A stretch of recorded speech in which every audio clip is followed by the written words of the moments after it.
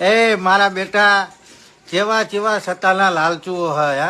તો અત્યારે આપણે વાત કરવાના છે કે બગદાણા વિવાદથી જેઓ ચર્ચામાં આવ્યા હતા નવનીત બાલદિયા, અને નવનીત બાલદિયાને જે સપોર્ટ કરતા હતા પિન્ટુભાઈ કોળી, તો અત્યારે પિન્ટુભાઈ કોળીનો એક વિડીયો વાયરલ થઈ રહ્યો છે. જે મિત્રો તમે લોકો જાણો છો કે અત્યારે ચૂંટણીનો માહોલ છે, રાજકારણ એટલું બધું ગરમાયું છે કે એની વાત જ ના પૂછો. પણ મિત્રો તમે લોકો જાણતા હશો કે અત્યારે જે બગદાણા વિવાદની અંદર જે ચર્ચાઓ થતી હતી કે જયરાજ આહિર ચૂંટણી લડશે, એમની સામે નવનીત બાલદિયા ઊભા રહેશે. પણ મિત્રો નવનીત બાલદિયાને જે કોળી સમાજના હતા એમને સપોર્ટ કરવા માટે જે પિન્ટુભાઈ કોળી મેદાનમાં આવ્યા હતા ને, એમને જે પક્ષ પલટો કે પાર્ટી બદલે છે ને એવા લોકો માટે શું કહ્યું છે ને એ તમને હું વિડીયો બતાવવા માગું છું. અને ખરેખર મિત્રો અત્યારે રાજકારણ છે, અને રાજકારણ ઉપર તમને લોકોને લાગે કે ન લાગે, 1% પણ કોઈ માણસ ઉપર ભરોસો કર્યા જોગો નથી. કેમ કે આ બધા લોકો કોના માટે આવે છે અને કોના માટે રાજકારણની અંદર આવે છે? શું પબ્લિકની સેવા કરવા માટે કે પોતાના સેવા કરવા માટે?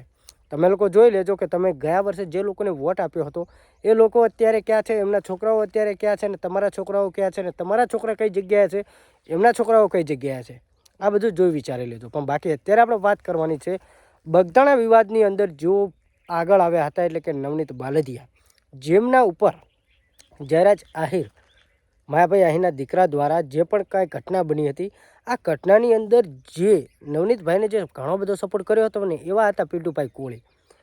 પિન્ટુભાઈ કોળીએ ઘણો સપોર્ટ કર્યો હતો અને આગળ આવ્યા. મિત્રો ઘણું બધું નામ પણ કમાવ્યું. કોળી સમાજના ભાઈઓ, કોળી સમાજના આગેવાનો, કોળી સમાજના લોકો દ્વારા તેમને પ્રેમ મળ્યો. પણ મિત્રો અત્યારે એમને ખુલ્લી આંગળી કોને કરી છે? એમાં અલ્પેશ ઠાકોરનું પણ નામ આવી રહ્યું છે, જે હું તમને વિડીયો બતાવવાનો છું.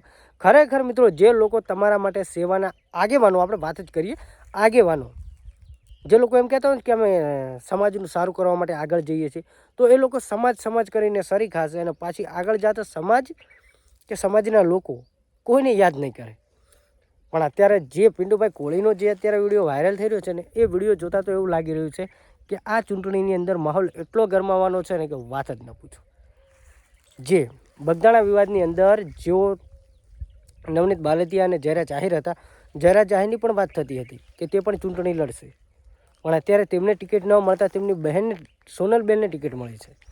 તો મિત્રો શું છે આ સમગ્ર ઘટના? બાકી જે પક્ષ પલટો કરે છે એવા માટે જે પિન્ટુભાઈ કોળીનો જોરદાર જવાબ છે ને, એ હું તમને જવાબ બતાવવા માગું છું. બાકી આપણે કોઈનો વિરોધ કરતા નથી, બધા પોતપોતાની રીતે સાચા જ હોય છે. બાકી અત્યારે જે પિન્ટુભાઈ કોળીનો જે વિડીયો વાયરલ થઈ રહ્યો છે ને સોશિયલ મીડિયાની અંદર, એ તમને હું વિડીયો બતાવવા માગું છું. રાજકારણની અંદર જે લોકો આવે છે ને એ પોતાના માટે જ આવે છે, કોઈ માટે આવતા નથી. એ લોકો તમે પણ જાણો છો, હું પણ જાણું છું. અત્યારે જે વિડીયો વાયરલ થઈ રહ્યો છે ને એ વિડીયો જુઓ. બાકી ખરેખર તમે લોકો કોને સપોર્ટ કરશો ને કમેન્ટ કરજો. જયરાજ આહિર, પિન્ટુભાઈ કોળી કે નવનીત બાલદિયા?